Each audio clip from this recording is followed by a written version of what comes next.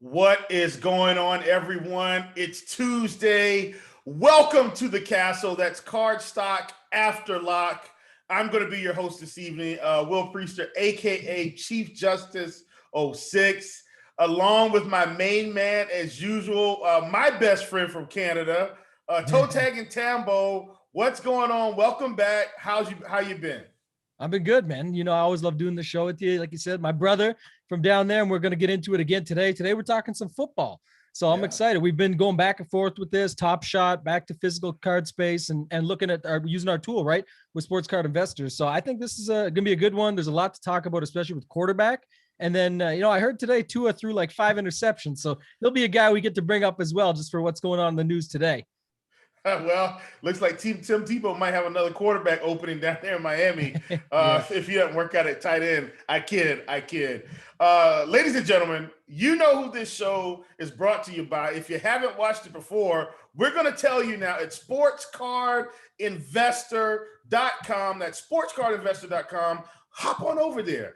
Go. Use the promo code GRINDERS. You're going to get 20% off your first payment, and that's 20% off of their Market Movers tool, right? Market Movers is a tool that we show off pretty much exclusively when we're in the cardboard space. Gives you real-time updates on card prices, which cards have dipped, which cards are increasing, what the pop count of the cards are, all in one location. Once again, that's sportscardinvestor.com. Market Movers tool, 20% off your first payment for the month or for the year. If you use it for the month, no, you cannot use it for the year, people. Go ahead and use it for the year. Get that 20% off. They've also got the app out now, but the promo code does not work in the app if that's how you're trying to use it. So if you want the discount, sportscardinvestor.com, 20% off the first payment. Promo code GRINDERS. Tambo, we are in. We talked about it. It's NFL time.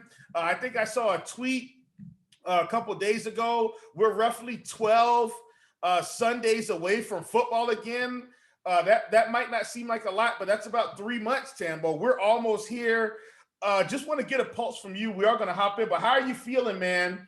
Football's almost back. Definitely a sport that all of us get involved in. What are your thoughts as the season approaches?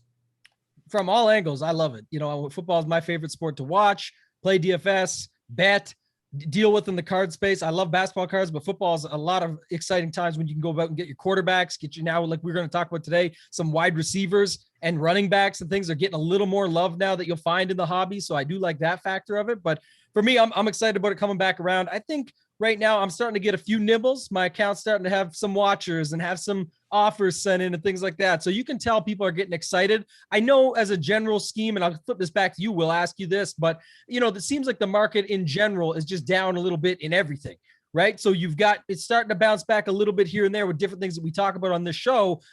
Top Shots come back around a little bit, things like that. But with the physical card space, I do feel like it's dipped a little bit in the recent months, last couple of months, but there's always guys and girls and cards that are picking up steam. So just want to get your thoughts maybe on the entire market in using football as the example, since that's what we're talking about today. Yeah, for sure. I'm with you. And it's funny you say that because one of the first things we're going to look at, you don't have to put it up right this minute, Devin, but when you look at where the card prices are within the past 7 days, and I just pulled up basically cards by player, PSA 10, football, right? You will notice that there's not as wide of a gap as we're used to seeing. Like in the past week, most times we'll see somebody that's like up 40%, 30%, 80%, and then inversely, we'll see someone that's down, 30%, 40, 50. We're not going to see that this week, right? And while that might sound funny, to me, what that says is the market is down, right?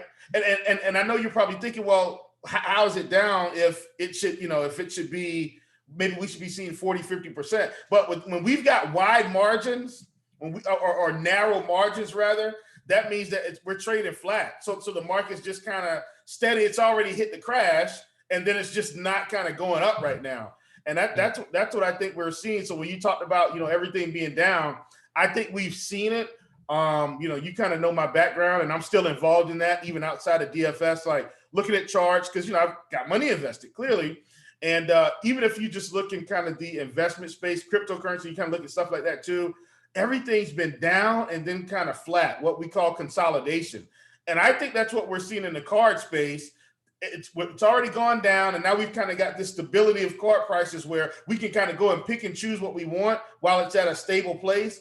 And then, you know, maybe right before August, September, I think we'll see another run. You know, because we already know in this business, sell the hype, buy the news. Or buy the hype, sell the news. Yeah, buy the hype, sell the news. I said it in reverse. But I think that's kind of what's going on with the card market. How have you kind of felt about the dip? Because clearly we've all seen it and felt it because, you know, we're involved in it, selling cards, buying cards. You know, what are your thoughts? Yeah, definitely felt it a little bit. Like you said, I'm more of a holder. You know this anyway. Like I like to stick with what I've got. A lot of my stuff is blue chip, so I don't get too concerned anyway because I'm put what I feel is my money in the right places. And then I have my set up point of my portfolio, like we always talk about, where I know that these are just investments and we're going to move them. We talked on a baseball show a few weeks ago about Miguel Andujar on your call from way back. Guy went out and hit 5 bombs in a row, and I just sold those cards this week and got pretty good money, 3 or 4x on them, just like I planned to. And that was the game. That was the name of the game. One guy took them all. We chatted a little bit back and forth. He bought them all up and we were good to go. Made a deal work. So we're doing the same thing when it comes to football, which we'll get into here in a second. But as a general overview of the market, like I said, I do think you made a good point there. We've kind of seen it now dip to where it's fair. We can get what we want, find some of these angles and things we'll talk about here on this show today, where we can pick up who we're targeting, things like that. And then have your plan for them. Like I always say, have a plan with your investment, know why you're buying what you're buying. And then again, like I always say, Will, this is a great time for this, is if there's something you see that just doesn't seem right in the sense that you think it's a good investment opportunity, buy 3 of them, buy 4 of them. If you can, I'm just saying, like once you take a stand, and that's what the tool that we have here allows us to do, market movers, we can go in and see like this just to us doesn't seem right. And we see value in it. Pick up 3 or 4 of them if you can, because then you can really start making your money, and you've kind of, had that conviction to go in, and that's how you can see more returns. So I think we'll look at that today, but I think that's a big factor for me going in from this mini dip that we just had. Yeah, as a matter of fact, let's go ahead and do it, Devin. Let's pull it up here and let's kind of look and see what the card prices look like over the past, and this is the past 7 days. These are all cards, and we're primarily going to focus on quarterback. But if you look here, we'll see Derek cards at the top, but that's one card. So I don't want to, get confused, right? That's he's got one card involved, 11 different sales, but up 31%. But outside of that, look at that, 11% on Drew Lock, 5% on Brett Favre, 5% on Deshaun Watson, 3% on Lamar Jackson, 2% on Josh Allen, 1% on Jalen Hurts, 0.35%. You see where we're going with this, right? 0% on Jameis. Nothing's really moving that much right now. And that's a result of what I think we talked about, where not necessarily that maybe the cards have bottomed all the way out, but they're at a price that's what I guess what we'll consider fair. And nobody's looking to really try to price up right now. We haven't really had a card that's maybe, caught some fire. And then, like I told you, inversely, when we look at the bottom, look, we don't have anything past 10%, which is very strange if you guys have been watching this show. And I think you know this, Tambo. Typically, we always see something 30%, 40%. I mean, heck, Bo Jackson was higher than this. And we said, that's a good buy. And then we go over to football, and Peyton Manning's only down about 10. Carson Wentz down 9. Russell Wilson's down 8%. Baker Mayfield down 6. Teddy down 5. Tom Brady only down 4. Like this is really fantastic, I think, for the market.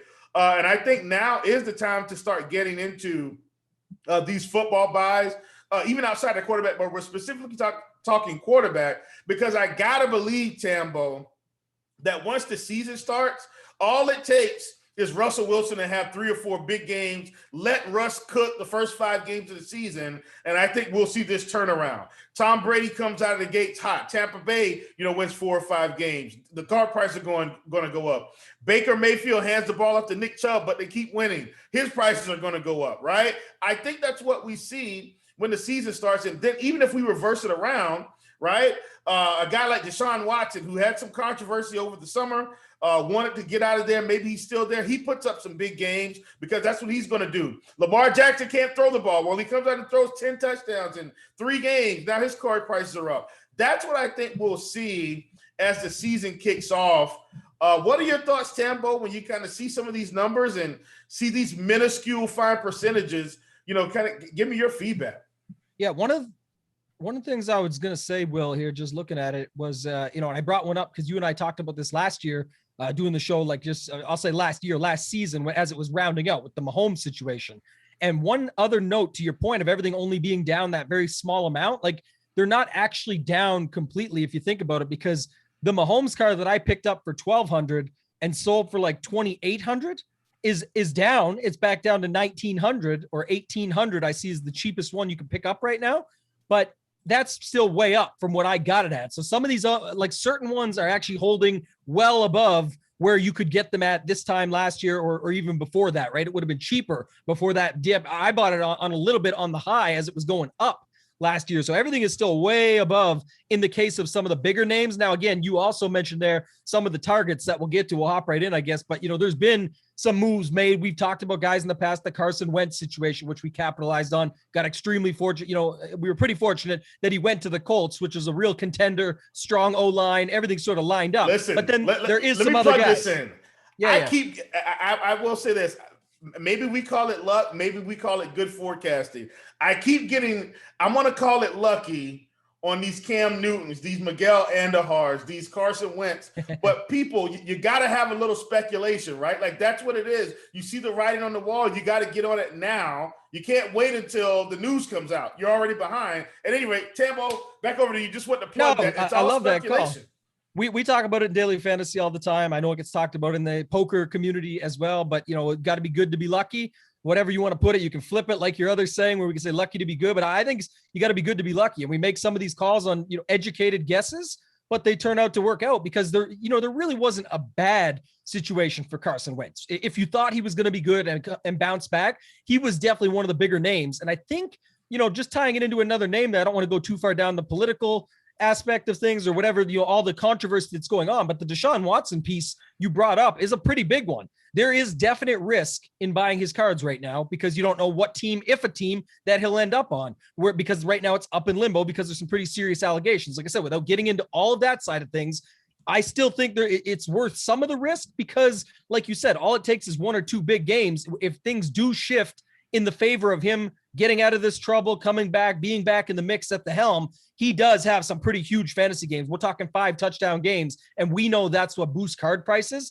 Those prices will come right back on the mend, and they are extremely down.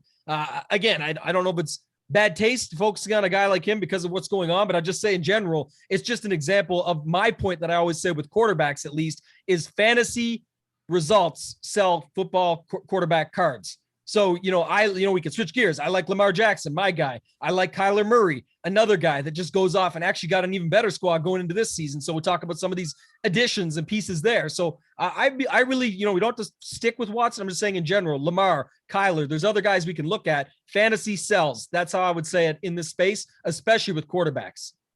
Yeah, absolutely. I mean, and look, let's just even talk about some of these changes, because I think that's really important, right? Like when we look at what happened this season. And so I pulled this up because I really want to look at it in terms of who's going to probably start this season. Probably, right? Now, some of these we know are guaranteed. Patrick Mahomes is going to start for the Chiefs, guaranteed. For sure. Tom Brady's going to start for the Bucs, guaranteed. Aaron Rodgers, is he going to stay with Green Bay? We think so. I think the general consensus right now is maybe they're trying to be on the mend and maybe they haven't found a trade partner, but we don't. Heck, who knows? Maybe he goes to San Francisco in some sweet deal. But for right now, we're going to say Aaron Rodgers stays in Green Bay. Russell Wilson staying in Seattle.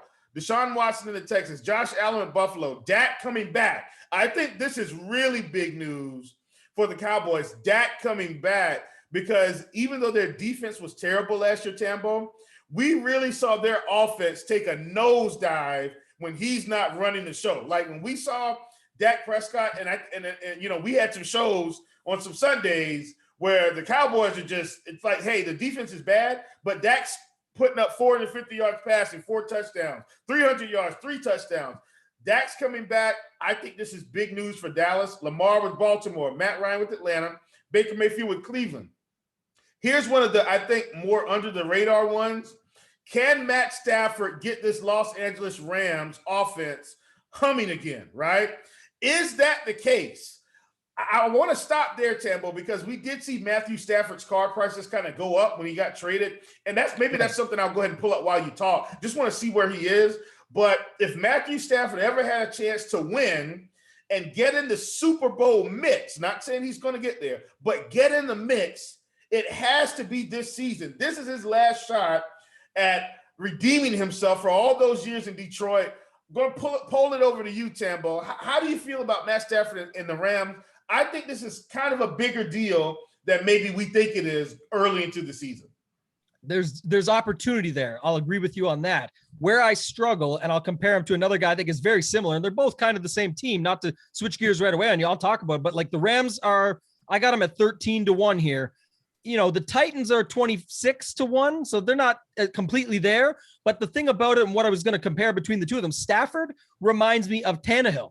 And so we know why Stafford's cards went up on the run when he got traded, because LA is a big market. There's a lot of card buyers there. It makes sense. The team definitely gets better. They were tired of Goff, or at least on paper, they feel that way. I'm not saying they do or don't. I'm just saying it was pretty clear they weren't happy with Goff or what he could do on the field for them. They like what Stafford can do, and Stafford can definitely have some big fantasy games. I just don't know if he gets the shine. Like same with Tannehill, has some huge games, but even with adding Julio, I see Julio and or Derrick Henry cards going up more because now people are liking to invest in sort of these off position, that we're talking about here, wide receiver and running back, where you see Saquon Barkley getting some love now and things like that, where people know that these are more the star of their team than the quarterback, as far as, even though the quarterback does all the work, or what you would say is kind of like the captain of the team there in most cases, it doesn't always show out that way. So that's what the only worry I have with a guy like Stafford.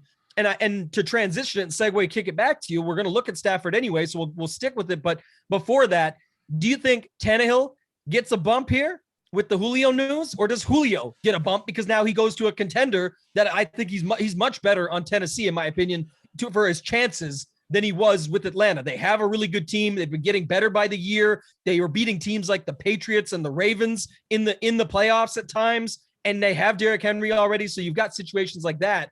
What do you think of that situation versus, this one? It does kind of compare. Well, look, man, here's the deal. I'm not even going to guess, right? That's true. I'm going to add Ryan Tannehill in here, and then I'm going to add Julio, and let's just see what's happened. And that's the other beauty, Tambo. And I know people, listen, man, I'm not just pumping the product. Like, this is a big deal to be able to pull up both of these cards, basically the iconic cards. For Tannehill is going to be the Prism, for Julio is going to be Topps Chrome. And we can pull these base cards, and let's just see what the results have been the past, couple weeks. And we don't have a whole lot, right? Like Tannehill only has one. He's only got a pop of 40. Mm-hmm. And the last sale was in March for $160. But if we take a look at Julio here recently, it doesn't seem like much, but he had a card sell for $320 in March. Had one sell for $400 early May, had one sell for $420 mid-May, and then this last one was $475, up 48%, and that was around May 25th. So he just doesn't have a lot of PSA 10. Let's do this, Tambo. Maybe we can get a little bit more action in PSA 9. Perhaps. Let's just check and see. Maybe we get a few more tick marks. I'm not sure, but do want to check. So see, Julio has a couple extra. We don't have any for Tannehill, which actually has me kind of intrigued that I may want to pick up a Tannehill or two if I can find it, because there seems to be some really good scarcity there. And with him having A.J. Brown and Julio, you have to think maybe it's touchdowns. Maybe he throws 5 more touchdowns. I mean, the difference between 25 and 30 touchdowns, I think, is a big deal at the end of the season. But yeah, we look at Julio here with the PSA 9, kind of been up and down. Looks like the peak was around 200. Most recent one here sold in June for $89 at a loss of 28%. But the news was up in here, had to be. But he still doesn't have a whole lot of tick marks because the pop's only 179. So that's what we're fighting against with Julio and Tannehill. Yeah, what was the Tannehill at when you went to it? Just back up to the PSA 10 for a second. I believe it was 160. Don't hold me to that. I'm grabbing both right now. Yeah, I think it was 160, I want to say. Yes, I still have. It didn't pull it up that time for some strange reason. I think it was 160, but I was going to say, yeah, there's actually an auction going off right now. So you talked about being a pop 40. It's already at 140 with 24 hours to go. Well, so it's going to pass it. It's going to surpass it. And that's kind of, like you said, the beauty of this. You can see, obviously, it's tough to get your hands on one. It's a 40 count pop. That's why we want to use this tool to see it. So if you are interested in it and you do see value in that, I certainly do, because the fact of how good they are, you just mentioned, there is opportunity. I really like that team as an overall squad. They have it on every angle. Good coach, good D, good O-line. They need a little help, but I think they just got quite a bit of help with Julio Jones. That can be a game changer in itself when you've already got, like you said, A.J. Brown, Derrick Henry. Like, how do defenses adapt? And Tannehill's played some damn good football. So I think that's one to look at. And it's still, even if you pay more than what it went for recently, probably a lot of people aren't watching that right now. Get in on it right now. And then you've got it for the whole season. Anytime it pops, I think you can at least 2x on that, just based on the low pop count, if not make more on it. So you might say, oh, it's not that much, and maybe it doesn't get you excited. But I always tell my buddies this when I'm going through it. They're asking questions like, do you really make money with this stuff? I'm like, well, if Apple stock is $120 and I told you could buy one share and then in a month it doubled, like, that'd be pretty good, right? So that's the situation here. If you can make double your money on a card like this in a couple months or 3, like, you just don't see stocks, even the best stocks, go up like that. So, or the safest perceived stocks, I should say, go up like that. So again, you take on some risk, but because this is a low pop card with a good quarterback on a great team that just got better, you could cut your losses pretty easily too. I think if you had to just move it, there's going to be people that want this 40 count card. So it's worth trying to get your hands on one. Yeah, absolutely. And I'm gonna pick another guy that we probably did not expect to look at him today, but we're gonna pull up Ben Roethlisberger. And here's why. Last season, I started looking at Eli Manning. I started looking at Phillip Rivers. Started looking at the older guard, the Tom Brady. I started looking at those guys because I said, they're almost in the sunset. And the only one out of that little group that didn't win a Super Bowl was Phillip Rivers. Everybody else won a Super Bowl. Manning, Ben, even though it's been ages ago, he won one.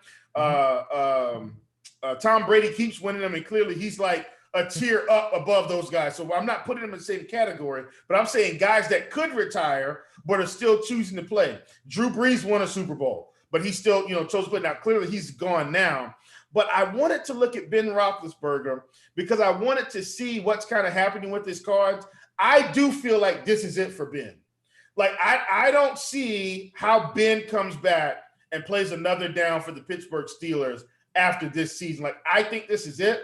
So I wanted to kind of pull that up because he's another one on my list just in terms of his prices. Where is he at on some of his iconic cards? And so if you look, this Topps Chrome, that's a green, only a pop of 168. Topps Chrome 2004, only a pop of 160. I think this is really good for Ben. You're going to have to pay for it. $937 there, had one at $775, back up to $955. And so he's kind of trading this 900 area. But then you look at the score, which is a less quality card, of course, but he's got a few more, a pop of 49.89. And this one at the end of this particular week here, or where we are now, sold for $159. And then he's got this just the Topps base pop of $374, and that one's selling for roughly around, let's say around $400, give or take, $435. I want to see what kind of happens to these prices as the season goes along, because I do feel like this is it. Ben does probably get into the Hall of Fame, and I just want to get ahead of it, right? Before, maybe he has a couple of these big games and then the card prices kind of soar a little bit. How do you feel about maybe a guy like Ben Roethlisberger that's been around, right? And then we'll hit the next topic and then we'll get out of here. Yeah, I do like this. I think there's certainly an opportunity for a perfect storm, if you will, because what you have is a guy that is going to retire and go to the Hall of Fame that already has the Lombardi. And then you've also got a season ahead where he's going to play with guys like Chase Claypool.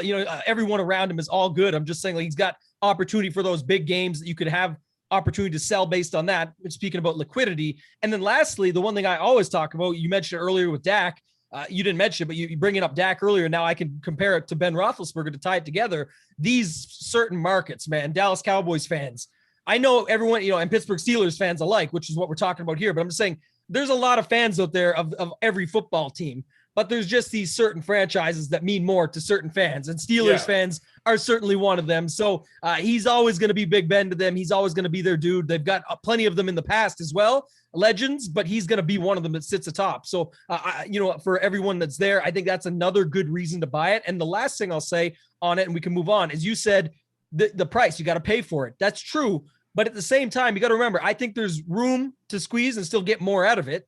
And I also think that it's been said in the past by some, and I agree, that sometimes the best cards are the ones that are quote unquote the most expensive, even because they have so much room to grow. They're not really seeing what they probably should be seeing. So while you could buy all the $300 cards you want and hope they go to $400 or $500, sometimes the $1,000 cards are just more likely to go to $2,000. Now, can't say for sure here, but I'm just saying that's the idea. Look at his card. I know there's not a lot of sales, but you can tell on the one that has had a lot of sales at the bottom, the score base, it never really dipped. It never really spiked, mind you, that much either. But again, you can tell the story's there. There's plenty of liquidity. It stays and hovers around where people are interested enough that you can get in and out of it at times, but it's not really the card you want to have, right? The one in green at the top is certainly the card you'd want to have. So That's why I'm saying sometimes you got to pay for it, but there's reason to pay for these cards in some cases because you see the long-term value in them. Absolutely. I mean, and look, Topps and Score are two different brands, but clearly Topps Chrome is what you want. And pop of 168. That means there's only 168 PSA 10s.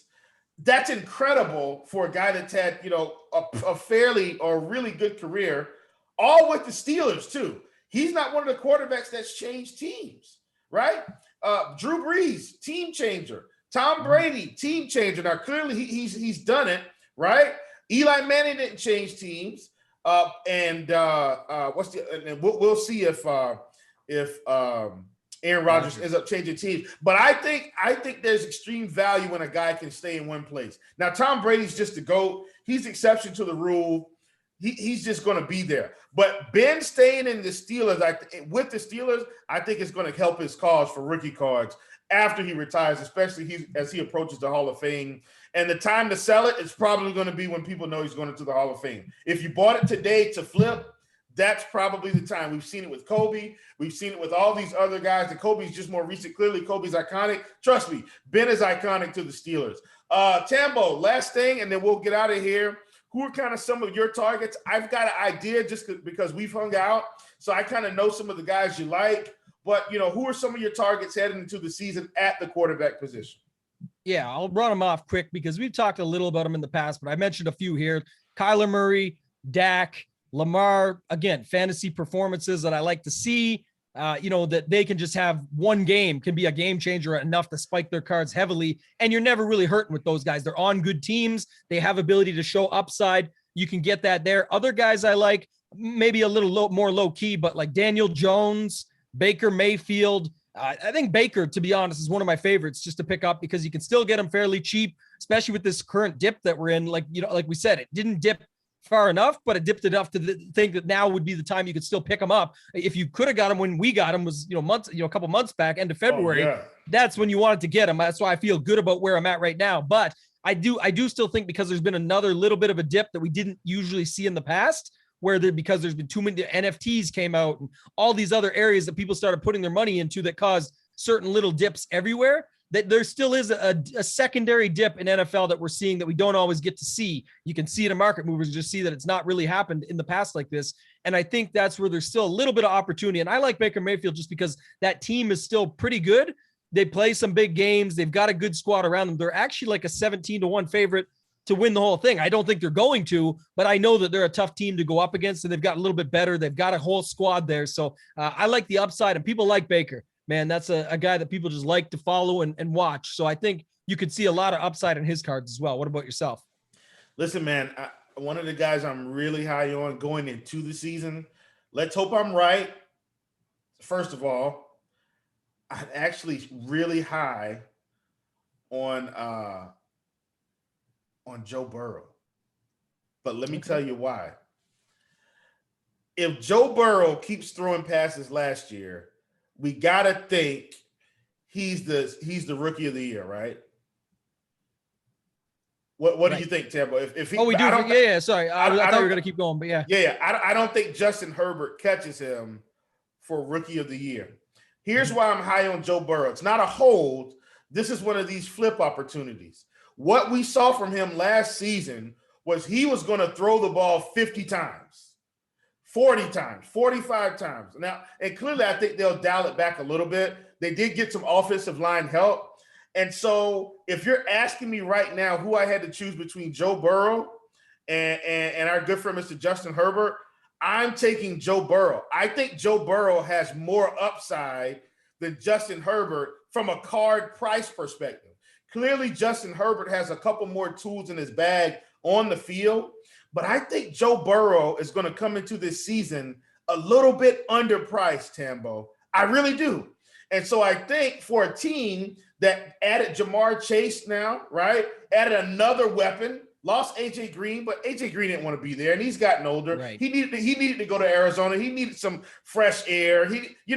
So he doesn't have to be the guy. But you've got Jamar Chase. You've got T. Higgins. You've got Tyler Boyd. Like he's got these new weapons. It's a younger team.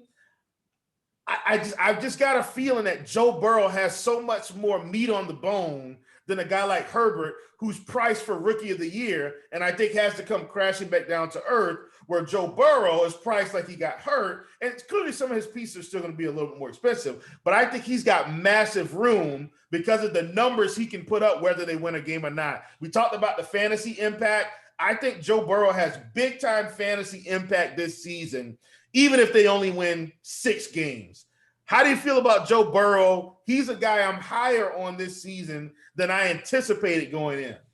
Yeah, it's the only one I think we've ever been on the opposite side of, because, well, I'll agree with one part. I know you'll take us home after this, but I just said, well, I agree with the Herbert side of things. That's why I didn't mention Herbert. I think he's priced up. I think even with the small dip on both of them. But what I will say about Burrow is 2 last things. One, I think some of the small dip that we talked about today was still built into what his perceived rookie of the year price was going to be, which it didn't quite get there. So like you said, there is more meat on the bone with Burrow than Herbert, in my opinion, as well. Why I don't like Joe Burrow is because even though he's going to have fantasy games, Jamar Chase, you mentioned all these factors, he has to play against Cleveland, who we already talked about with Baker Mayfield, 16-1 to win.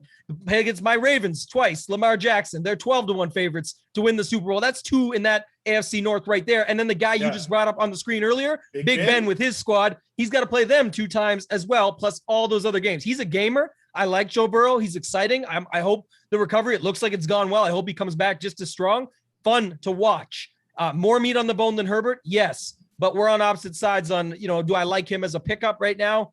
I think there's something there, but not like I think with my other guys that I named earlier. So one that we're on the opposite side of, my friend. Always love you, though.